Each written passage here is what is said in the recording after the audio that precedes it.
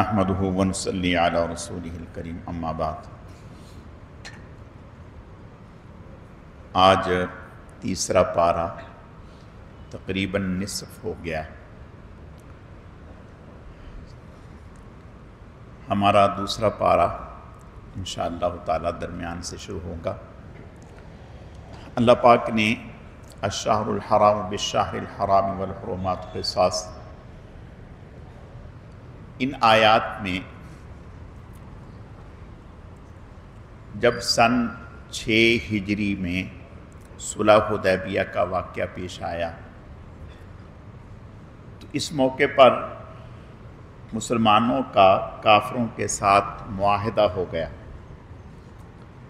جب معاہدہ ہوا تو یہ طے پایا کہ اس سال مسلمان عمرہ نہیں کر سکیں گے، آئندہ سال عمرے کے لیے آئیں گے۔ اب آئندہ سال جو بنتا تھا وہ ذیقعد بنتا تھا، اور ذیقعد جو ہے وہ اشہر حرم میں سے ہے، یعنی وہ مہینہ جن کی حرمت کا اللہ نے بیان کیے ہے کہ یہ 4 مہینے حرمت والے ہیں، ان مہینوں میں لڑائی جھگڑا ٹھیک نہیں۔ تو مسلمانوں کو تشویش ہوئی، خیال ہوا کہ یہ کافر لوگ جو ہیں ان کا کوئی اعتبار نہیں ہے، تو ایسا نہ ہو کہ ہم جب آئندہ سال اس مہینے عمرے کے لیے جائیں تو یہ مزاحمت کریں، رکاوٹ ڈالیں، تو لڑائی کی نوبت آئے تو وہ مہینہ حرمت والا ہوگا تو ہمارے تو ہاتھ بندھے ہوں گے، اب ہم کیا کریں گے؟ تو یہ مسلمانوں کو ایک تشویش لاحق ہوئی۔ تو اللہ پاک نے آیتیں اتارنی، فرمایا کہ الشہر بالشہر الحرام والحرمات قصاص، فرمایا کہ اگر وہ حرمت والے مہینے کا احترام نہیں کریں گے اور تمہارے ساتھ زیادتی کرنے میں پہل کریں گے تو پھر آپ کو دفاع کرنے کا پورا حق حاصل ہے۔ یعنی آپ حرمت والے مہینے کی حرمت کو پامال تو نہ کریں، یعنی پہل نہ کریں، لیکن اگر کافر لوگ، مشرک لوگ آپ کے راستے میں رکاوٹ ڈالتے ہیں اور لڑائی کی پہل کرتے ہیں تو پھر آپ کو اجازت ہے۔ اگلی آیتوں میں اللہ فرماتے ہیں وَأَتِمُّ الْحَجَّ وَالْعُمْرَةَ لِلَّهِ کہ حج اور عمرے کو اللہ کے لیے پورا کرو۔ عمرہ واجب نہیں ہے۔ صحابی نے حضور سے پوچھا یا رسول اللہ عمرہ واجب ہے؟ فرمایا نہیں، لیکن اگر کوئی آدمی عمرے کی نیت سے احرام باندھ لے اب اس کا پورا کرنا واجب ہے۔ تو ان آیتوں میں اللہ پاک نے یہ بیان کیا فَمَا اسْتَيْسَرَ مِنَ الْهَدْيِ کہ اگر کوئی آدمی، کسی نے عمرے کا احرام باندھ لیا، احرام باندھنے کے بعد کسی بھی اعتبار سے اس کے لیے رکاوٹ پیدا ہو گئی، اب وہ سفر آگے نہیں جاری رکھ سکتا، جا نہیں سکتا، تو ایسی صورت میں اللہ پاک نے یہ سہولت اور اجازت دے دی کہ آپ جہاں رکے ہوئے ہیں وہاں سے کسی کو کہہ کر ہدی، ایک جانور دم کے طور پر ایک جانور حرم میں ذبح کروا دیں۔ حرم سے مراد مسجد الحرام نہیں ہے، حدود حرم مراد ہے کہ حدود حرم میں ایک جانور ذبح کروا دیں۔ جب وہ جانور وہاں ذبح ہو جائے تو آپ یہاں احرام کھول لیں۔ یہ نہیں ہے کہ احرام کھول لیں، نہیں، احرام کی ایک حرمت ہے، ایک اس کا پاس ہے، ایک اس کا لحاظ ہے، احترام ہے۔ تو آپ اگر کسی وجہ سے روک دیے گئے، دشمن کی طرف سے رکاوٹ ڈال دی گئی، حکومت کی طرف سے رکاوٹ ڈال دی گئی، بعض دفعہ کئی دفعہ ایسا ہوتا ہے کہ بعض شخصیات نے احرام باندھا، حکومت نے ان کو جانے نہیں دیا، اور ان کو روک دیا. تو ایسے میں شریعت مطہرہ نے یا بیماری لاحق ہو گئی یا کوئی اور عذر پیش ہو گیا، مثال کے طور پہ میاں بیوی جا رہے تھے عمرے کے لیے، احرام باندھ لیا، خدا نہ خواستہ کسی ایک کی طبیعت خراب ہو گئی جس کی وجہ سے دوسرے کو بھی رکنا پڑا، تو ایسی صورت میں اللہ پاک نے یہ اجازت دے دی. دوسری صورت یہ کہ اگر احرام کی حالت میں ہیں اور احرام کی حالت میں کوئی ایسی بیماری لاحق ہو گئی کہ جس کی وجہ سے ہمیں سر منڈانا پڑ رہا ہے یا اور جسم کے کسی حصے کے بال صاف کروانے پڑ رہے ہیں. مثال کے طور پر حدیث میں آتا ہے کہ ایک صحابی تھے، اویمر غالباً نام تھا، تو انہوں نے احرام باندھا ہوا تھا اور کھانا پکا رہے تھے تو ان کے سر سے جوئیں گر رہی تھیں. یعنی چونکہ آج تو ہم فریش یہاں سے نہائے دھوئے، ابھی پرفیوم کی خوشبو بھی ختم نہیں ہوتی کہ ہم وہاں پہنچ جاتے ہیں.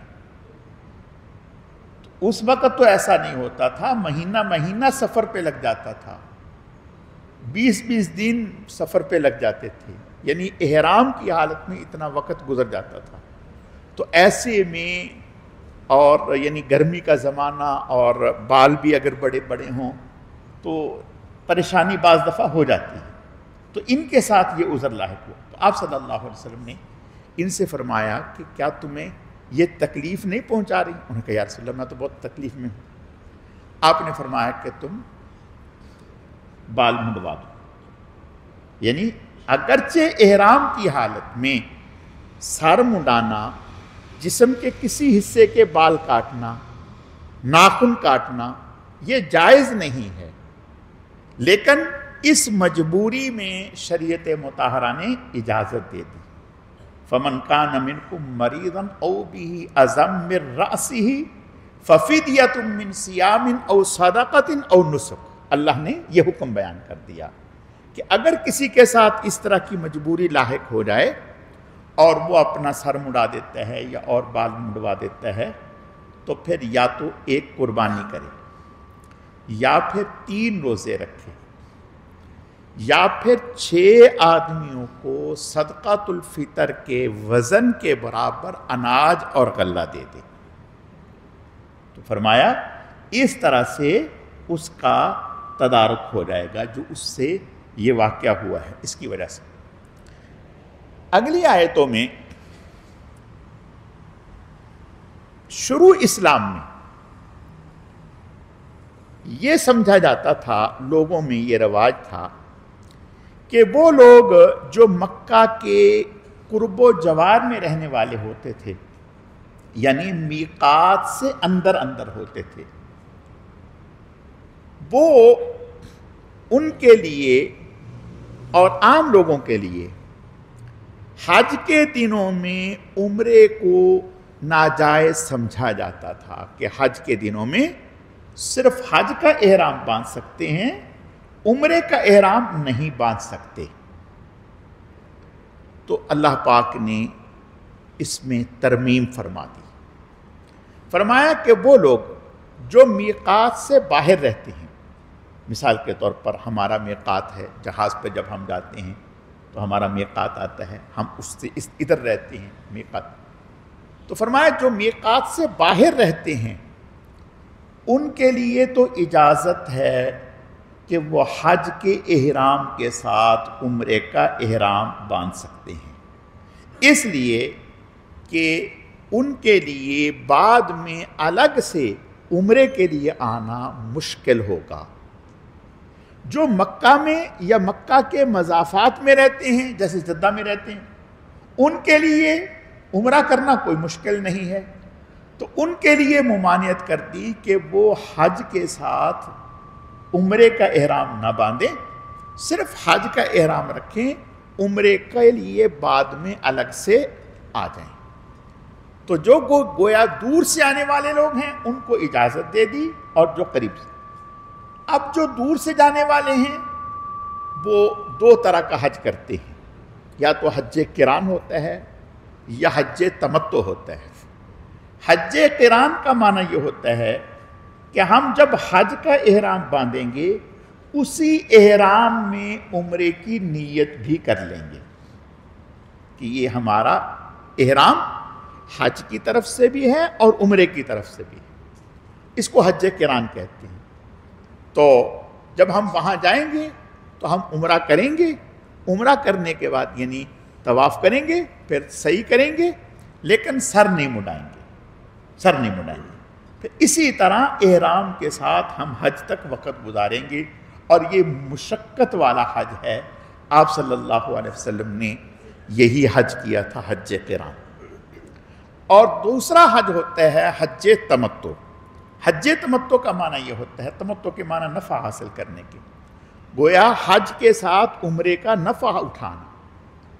تو وہ یہاں سے عمرے کا احرام باندھتے ہیں، وہاں جا کر عمرہ مکمل کرنے کے بعد احرام کھول دیتے ہیں، پھر جب حج کے دن آتے ہیں 7 ذی الحجہ، دوبارہ مکہ سے احرام باندھ کر مینا میں چلے جاتے ہیں، اور مینا میں جا کر کے ظہر، عصر، مغرب، عشاء، فجر مینا میں پڑھتے ہیں، فجر پڑھ کر کے عرفات میں چلے جاتے ہیں، عرفات میں ظہر، عصر یعنی امام کے ساتھ اگر پڑھیں گے تو عصر کو ظہر کے ساتھ پڑھ کے پھر مغرب جب غروب آفتاب ہو جائے گا، غروب آفتاب تک وہاں وہ وقوف عرفہ کریں گے، اور اس کے بعد مغرب ادا نہیں کریں گے تو مغرب کو مزدلفہ میں آ کر عشاء کے ساتھ ادا کریں گے۔ تو یہ حج تمتع ہے، اور حج افراد صرف حج کا احرام باندھنا۔ تو چونکہ اس شخص نے اس سفر میں حج کے ساتھ عمرے کا نفع اٹھایا، اس نفع اٹھانے پر اللہ نے اس پر دم شکر رکھ دیا کہ شکرانے کی قربانی ادا کریں، شکرانے کے طور پر قربانی دیں۔ لیکن سب لوگ ایسے نہیں ہوتے جو قربانی دے سکیں، غریب ہوتے ہیں جن کے پاس اتنی گنجائش نہیں ہوتی۔ تو فرمایا اگر کوئی ایسا شخص ہے جس کے پاس قربانی کرنے کی استطاعت نہیں ہے تو وہ 9 ذی الحجہ سے پہلے 3 روزے وہاں رکھ لے، 3 روزے رکھ لے، اور 7 روزے اپنے وطن میں آ کے رکھ لے یا وہاں بعد میں رکھ لے۔ تو اس طرح سے قربانی جو ہمارے اوپر ہوتی ہے وہ قربانی نہیں کرنی پڑے گی۔ یہ مطلب نہیں ہے کہ آپ کہیں کہ بھئی بڑے امام صاحب نے زوردار مسئلہ بیان کر دیا، اب جو ہے قربانی سے بچ گئے، 500 دم جو ہے اور 500 وہ ریال، 500 ریال جو ہے وہ بچ جائیں گے، تو لہٰذا روزے رکھ کے کام چلا لیں گے۔ نہیں، یہ ان لوگوں کے لیے ہیں جو استطاعت نہیں رکھتے، اور اگر جو استطاعت رکھتے ہیں ان کے لیے حکم یہ ہے کہ وہ قربانی کریں۔ اگلی آیتوں میں اللہ فرماتے ہیں الحج اشہر معلومات فمن فرض فیہن الحج فلا رفث ولا فسوق ولا جدال فی الحج۔ 3 چیزیں اللہ نے بیان کی، اور یہ تینوں چیزیں ہوتی ہیں وہاں جنہیں اللہ نے خاص طور پر پوائنٹ آؤٹ کیا نا، یہ تینوں وہاں ہوتی ہیں۔ ایک تو فرمایا فلا رفث، رفث کہتے ہیں کہ اگر اپنی بیگم بھی ساتھ ہے تو اس کے ساتھ اس طرح کی کھلی گفتگو احرام کی حالت میں نہ کی جائے۔ جو میاں بیوی کی بات آپس میں کھلی ہوتی ہے، جب اپنی بیوی کے ساتھ کھلی گفتگو کی اجازت نہیں تو کسی اور کے ساتھ تو بطریق اولا اس کی اجازت نہیں ہے۔ فسوق ہر طرح کی نافرمانی، گناہ کسی بھی طرح کا وہ شامل ہے کہ اس موقع پر بچا جائے۔ تیسری چیز ولا جدال، آپس میں لڑائی جھگڑے سے اجتناب کیا جائے۔ دیکھا یہ ہے کہ جیسے حاجی احرام باندھ کے جہاز میں بیٹھتا ہے تو شیطان اس کو غصے کا انجیکشن لگا دیتا ہے، اب وہ وہاں بعد میں اترتا ہے، پہلے لڑنا شروع کر دیتا، آپس میں ہی لڑنا شروع کر دیتے ہیں۔ تم نے یہ نہیں کیا، وہ کہتا تم نے یہ نہیں کیا، وہ کہتا ہے کہ تم نے سامان نہیں اٹھایا، وہ کہتے ہیں کہ تم نے یہ حرکت کی، وہ آپس میں ہی لڑنا شروع کر دیں گے، حتیٰ کہ میاں بیوی لڑنا شروع کر دیں گے۔ بھائی بھائی آپس میں لڑنا شروع کر دیں گے، دوست آپس میں لڑنا شروع کر دیں گے۔ تو اللہ پاک نے یہ 3 چیزیں بطور خاص بیان کی، فرمایا کہ ان چیزوں سے اجتناب کرو۔ اگلی آیتوں میں وَتَزَوَّدُوا فَإِنَّ خَيْرَ الزَّادِ التَّقْوَىٰ وَاتَّقُونِ يَا أُولِي الْأَلْبَابِ۔ کچھ لوگ جب حج کے لیے جاتے تو وہ زیادہ راہ نہ لے کے جاتے، یعنی خرچہ ورچہ نہ لے کے جاتے، اور جب ان سے کہتے کہ بھئی تم جا رہے ہو وہاں تو خرچہ ہوتا ہے، فلوس خرچ ہوتے ہیں، ریال لگتے ہیں، اور آپ کچھ لے کے نہیں جا رہے، وہ کہہ رہے ہم متوکلین ہیں، یعنی ہم تو اللہ پر توکل کرنے والے لوگ ہیں۔ جب تھوڑا سا آگے جاتے تو اب کہتے دے خدا، بندہ یعنی اللہ کے واسطے دے دو، اب مانگنا شروع کر دیتے۔ تو اللہ پاک نے اس کی مذمت میں فرمایا نہیں، ایسا نہ کریں۔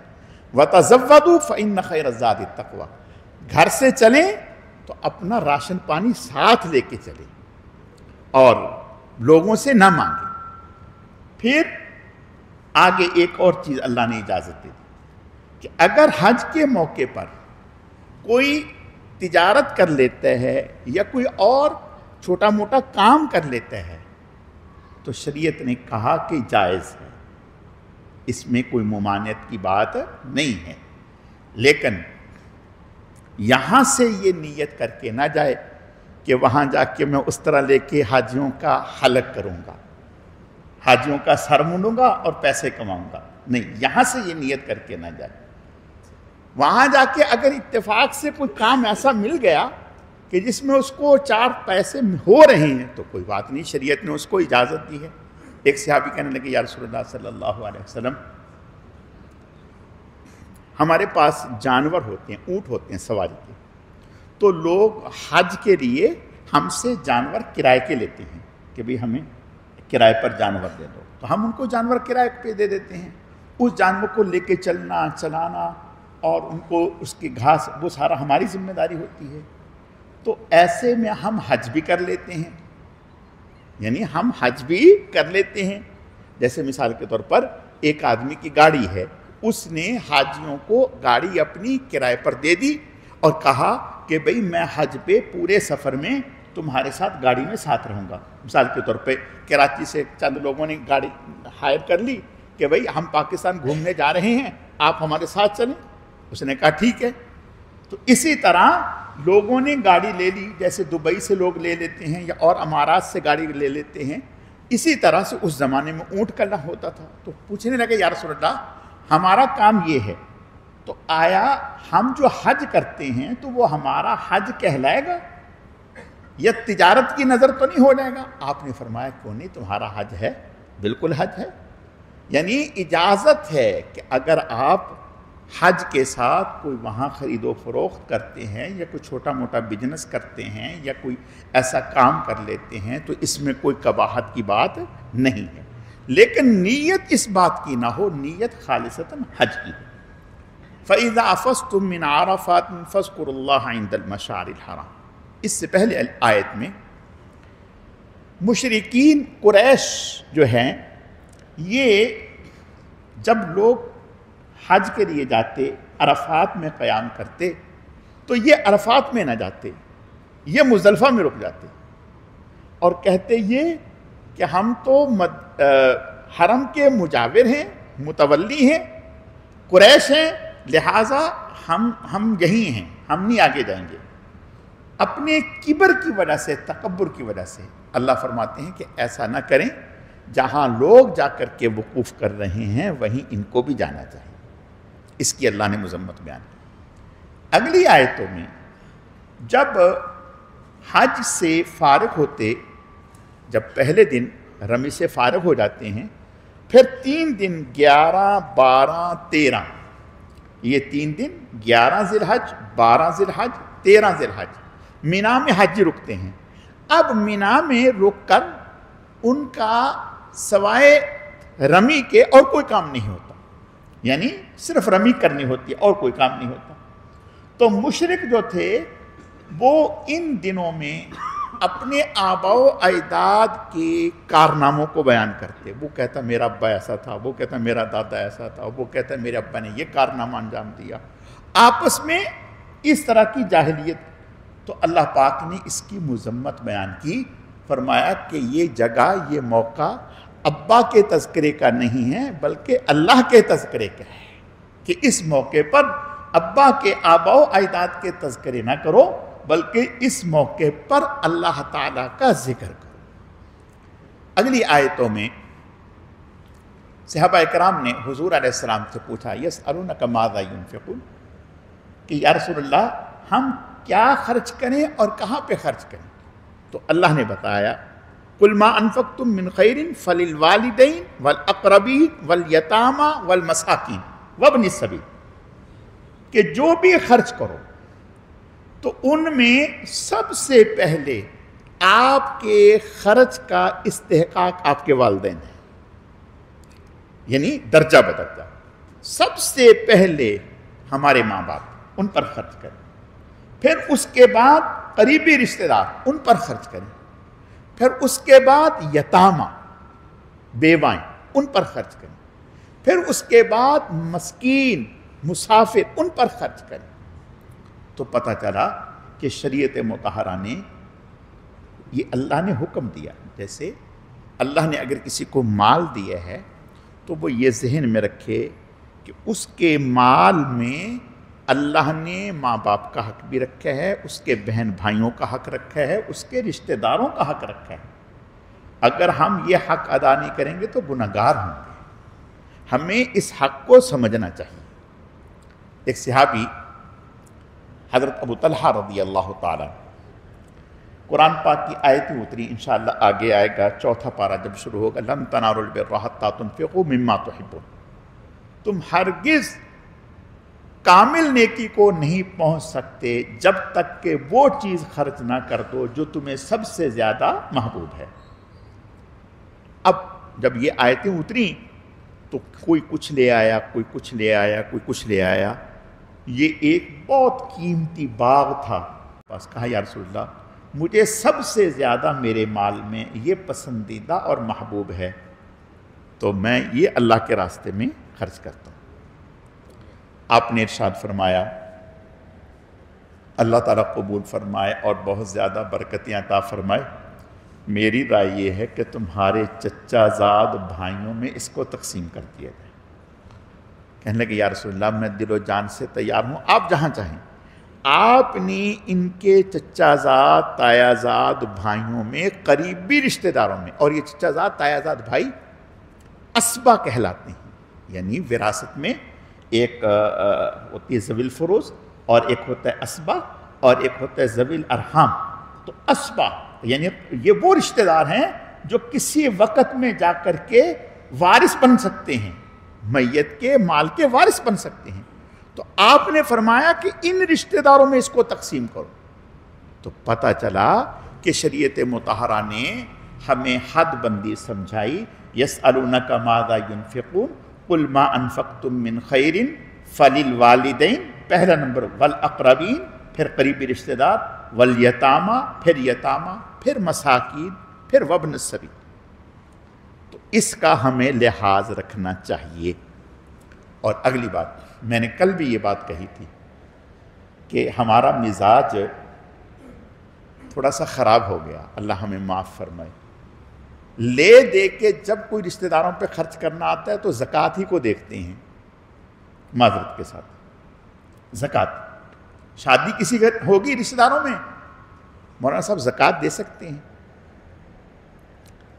یعنی زکوٰۃ دے سکتے ہیں۔ ارے بھائی زکوٰۃ کو اور تھوڑے مصرف ہیں ان کے لیے رکھو نا، ان قریبی رشتہ داروں کو خالص مال سے دو۔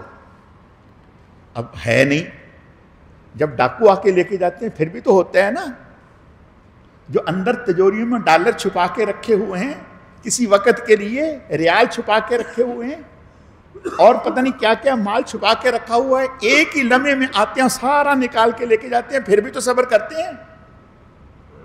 اگر خوش دلی سے اللہ کے راستے میں مال دیں گے تو اللہ تعالی مال میں برکت بھی دیں گے، زندگی میں برکت بھی دیں گے، عزت میں اضافہ بھی فرمائیں گے اور خوشیاں عطا فرمائیں گے، دل کو سکون ملے گا، ایمان پر خاتمہ ہوگا اور دنیا کی تنگیوں سے، آخرت کی تنگیوں سے نجات ملے گی۔ لیکن یہ مطلب نہیں کہ زکوٰۃ نہیں دی جا سکتی، زکوٰۃ بھی دی جا سکتی ہے، لیکن کوشش کرنی چاہیے کہ اپنے قریبی بہن بھائی، ہمارے مال پر ان کا حق ہے، اللہ نے ان کا حق رکھا ہے، ہم نیت کریں، ارادہ کریں کہ ہم سال میں کم از کم اتنی رقم، سال میں اتنی رقم کوشش کر کے اپنے بہن بھائیوں کو عطیے میں سے دیں۔ مثال کے طور پہ ہم سال میں اپنے 10 جوڑے بناتے ہیں کپڑوں کے، 10 جوڑے بناتے ہیں کپڑوں کے، سال میں 8 جوڑے بناتے ہیں، تو 6 بنا لیں، 2 ان کو دیں۔ اس طرح سے کریں گے تو آپ دیکھیں خاندان میں محبت ہوگی، عزت میں اضافہ ہوگا، اللہ رزق میں برکت دیں گے، اور اللہ تعالیٰ حوادثات سے حفاظت فرمائیں گے۔ تو اس لیے فرمایا، صحابہ اکرام نے حضور سے پوچھا، آپ صلی اللہ علیہ وسلم نے اللہ نے یہ آیتیں اتار دی۔ اگلی آیتوں میں صحابہ اکرام نے پوچھا، یسألونک عن الخمر، شراب کے بارے میں، کہ شراب، آپ نے فرمایا قل فیہما اسم کبیر ومنافع للناس، کہ اس میں بہت بڑا گناہ ہے، اگرچہ کچھ منافع ہیں لیکن گناہ۔ یہ سب سے پہلی آیت ہے۔ جب یہ آیتیں اتری تو بہت سارے صحابہ اکرام رضوان اللہ علیہم اجمعین رک گئے، لیکن چونکہ ابھی واضح ممانعت نہیں تھی، پھر بھی چلتا رہا۔ پھر جب دوسرا مرحلہ آیا کہ کچھ صحابہ اکرام نے شراب پی ہوئی تھی اور نماز پڑھنے لگے، جب نماز پڑھنے لگے تو ان سے تلاوت میں غلطیاں ہونے لگیں۔ حضرت علی رضی اللہ تعالی تلاوت میں غلطیاں ہونے لگیں۔ 5ویں پارے میں، یا ایھا الذین آمنوا لا تقربوا الصلاۃ وانتم سکارى، اللہ نے آیتیں اتار دی کہ نشے کی حالت میں نماز کے قریب نہ جاؤ۔ بہت سارے صحابہ کرام نے اس موقع پر چھوڑ دی، لیکن پھر بھی حضرت عمر رضی اللہ تعالیٰ اور صحابہ کرام دعا کی، یا اللہ اس حوالے سے واضح احکامات ہمیں دے دیجیے۔ پھر 7ویں پارے میں اللہ نے آیتیں اتار دی، یا ایھا الذین آمنوا انما الخمر والمیسر والانصاب والازلام رجس من عمل، رجس گندگی ہے، اس سے بچیں، پرہیز کریں، فاجتنبوا۔ بس جب یہ آیتیں اتری پھر تو یہ حال تھا کہ شراب گلیوں میں یوں بہہ رہی تھی جیسے ہمارے ہاں گٹر کا پانی بہتا ہے، جس نے پینے کے لیے بھی اٹھا رکھی تھی اس نے بھی گرا دی۔ یہ ایمان تھا صحابہ کرام رضوان اللہ علیہم اجمعین کا۔ اگلی آیتوں میں اللہ پاک نے نکاح اور طلاق کے بارے میں کچھ احکامات ذکر کیے ہیں۔ دیکھیں، ایک تو یہ کہ نکاح کہاں کرنا ہے، کہاں نہیں کرنا۔ فرمایا کہ نکاح کافر عورت سے مسلمان کا نکاح نہیں، مسلمان عورت سے کافر کا نکاح نہیں۔ وَلَا تَنكِحُوا الْمُشْرِكَاتِ حَتَّى يُؤْمِنْ، مشرک عورت سے نکاح نہ کریں جب تک کہ وہ ایمان نہ لے۔ اہل کتاب سے اجازت دی نکاح کی شریعت نے، لیکن حضرت عمر رضی اللہ تعالیٰ عنہ منع فرمایا کرتے تھے کہ جب مسلمان عورتیں موجود ہیں پھر اہل کتاب سے نکاح کرنا ٹھیک نہیں، خبردار۔ جب مسلمان عورتیں موجود ہیں پھر کیوں کرو ان سے نکاح، اگرچہ اللہ نے اجازت دی ہے لیکن نہیں، ترجیح مسلمان عورتوں کو دو۔ تو شروع میں نکاح کے اوپر کوئی قدغن نہیں تھی۔ ایک شخص کے نکاح میں 50 عورتیں ہیں، ایک شخص کے نکاح میں 20 عورتیں ہیں، ایک شخص کے نکاح میں 100 عورتیں ہیں، پورا ریوڑ پار رکھا ہے۔ لیکن ہوتا کیا تھا کہ نکاح تو کر لیا چاؤ میں، شوق میں، اور ان کے احکامات ہی نہیں، ان کے حقوق ہی نہیں۔ اسلام سے پہلے عورت کو انسان نہیں سمجھا جاتا تھا، عورت کے کوئی حقوق نہیں تھے، عورت کو وراثت میں حصہ نہیں تھا۔ عورت یعنی عدت اس کے ساتھ، اگر اس کا شوہر انتقال کر جاتا تو زندہ اس کو بھی ساتھ دفن کر دیتے، حتیٰ کہ باپ کی منکوحہ کے ساتھ بڑا بیٹا نکاح کر لیتا، بڑا بیٹا اپنے باپ کی بیوی کے ساتھ جو اس کو پسند ہوتی اسے نکاح کر لیتا۔ یعنی اس طرح کی بھیانک واقعات۔ اور پھر جیسے نکاح کا کوئی ضابطہ طریقہ نہیں تھا، اسی طرح طلاق کا بھی کچھ نہیں تھا کہ 100 طلاق دے دی پھر بھی نکاح نہیں ختم ہوا، 1000 طلاق دے دی پھر بھی نکاح ختم نہیں ہوا۔ تو شریعت مطہرہ نے نکاح کا بھی ایک طریقہ بتلایا اور پھر علیحدگی کا بھی طریقہ بتلایا کہ اگر میاں بیوی میں نبھا نہیں ہو رہا کسی وجہ سے تو پھر علیحدہ کیسے ہونا ہے۔ تو شریعت مطہرہ کہہ رہی ہے جیسے آپ نکاح کرتے ہوئے خوش اسلوبی کے ساتھ آپ نے اس معاملے کو آگے بڑھایا، اسی طرح جب طلاق دینی ہو تو پھر بھی خوش اسلوبی کے ساتھ اس معاملے کو آگے کریں، فساد کا ذریعہ نہ بنے۔ اگر قرآن و حدیث کے اس طریقے کے مطابق اس عمل کو اختیار کیا جائے تو کبھی فساد نہ ہو، کبھی فساد نہ ہو۔ تو شریعت مطہرہ نے حکم دیا کہ شوہر نے اگر طلاق دینی ہے تو اس طہر میں، طہر کہتے ہیں ایام کے بعد جو زمانہ گزرتا ہے اس زمانے کو طہر کہتے ہیں۔ اس طہر میں شخص جو ہے آدمی اپنی بیوی کے پاس نہ جائے اور اس کو ایک طلاق دے دے اور پھر 2 اس کے ایام اور گزرنے دیں۔ اگر اس دوران وہ رجوع کرنا چاہیں تو رجوع کر لے، اور اگر رجوع نہیں کرنا چاہیں تو 3 ماہواریاں جب گزر جائیں گی تو وہ خود بخود نکاح سے فارغ ہو جائے گی۔ اب شریعت یہ کہتی ہے کہ جب 3 ایام گزر گئے، پیریڈ گزر گئے اور وہ نکاح سے نکل گئی، بعض دفعہ آپس میں شوہر کو یا بیوی کو احساس ہوتا ہے کہ اوہو بہت غلطی ہو گئی، بعض دفعہ دونوں طرف احساس ہوتا ہے۔ اگر دونوں طرف احساس ہو گیا، شرمندگی ہوئی کہ بھئی غلطی ہو گئی، ہمارے بچے رول رہے ہیں، تو اب کچھ نہیں بگڑا، اب دوبارہ سے نکاح کر سکتے ہیں، اب دوبارہ سے نکاح کر سکتے ہیں، اب دوبارہ سے نکاح کریں اور میاں بیوی سے رہیں۔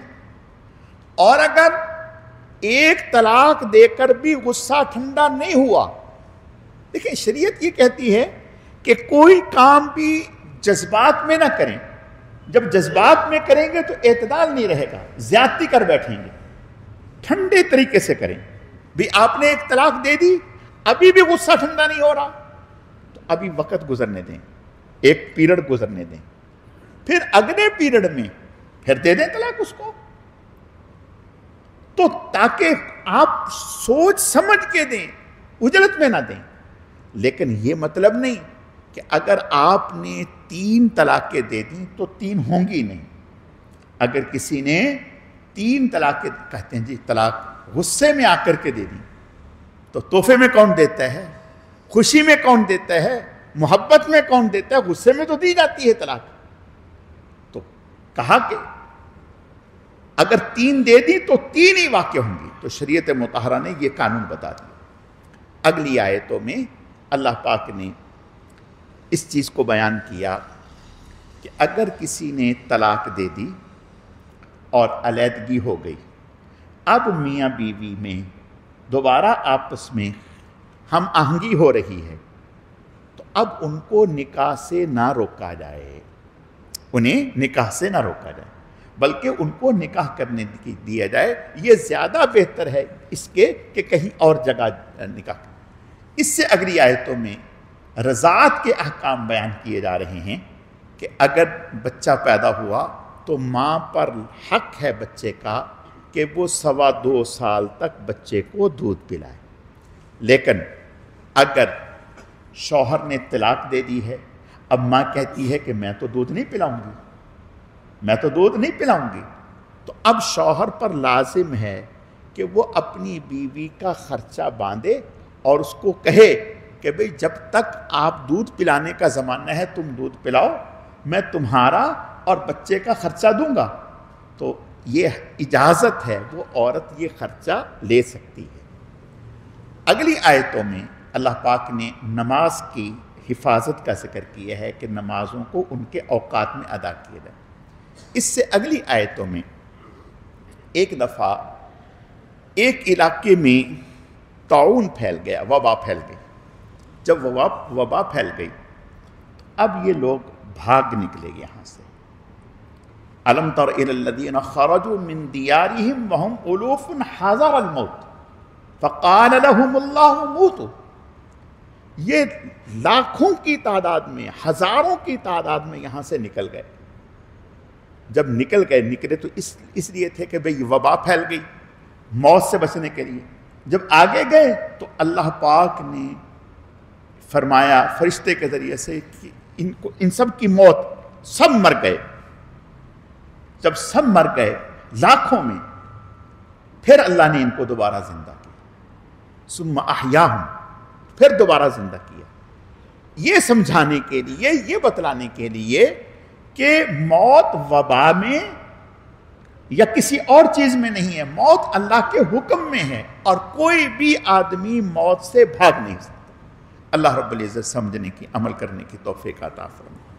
الحمدللہ رب العالمین والعاقبۃ للمتقین والصلاة والسلام علی سید المرسلین. اللہم صلی علی محمد النبی الامی وعلی آلہ واصحابہ وبارک وسلم وصلی علیہ. اے اللہ، جو کچھ کہا سنا گیا اپنی بارگاہ میں قبول فرما، کمی کوتاہیوں کو معاف فرما، بہکنے بھٹکنے گمراہ ہونے سے ہماری حفاظت فرما. اے اللہ، رمضان المبارک کی پوری خیر و برکات ہم سب کو نصیب فرما. اے اللہ، اس ماہ مبارک کے صحیح معنوں میں قدردانی کے توفیق عطا فرما. اے اللہ، اپنے کرم سے روزے کا حق ادا کرنے کی، تراویح کا حق ادا کرنے کی توفیق عطا فرما. جو بھول چوک ہو رہی ہے معاف فرما، آئندہ کے لیے ہماری اصلاح فرما. سبحان ربک، جو بیمار ہیں اللہ انہیں صحت و تندرستی عطا فرما. حافظ صہیب صاحب کے سسر صاحب بیمار ہیں، ہاسپٹل میں داخل ہو گئے. اے اللہ، انہیں صحت و تندرستی عطا فرما، شفاء کاملہ عاجلہ دائمہ مستمرہ نصیب فرما. سبحان ربک رب العزت عما یصفون وسلام علی المرسلین والحمد للہ رب العالمین برحمتک یا ارحم الراحمین.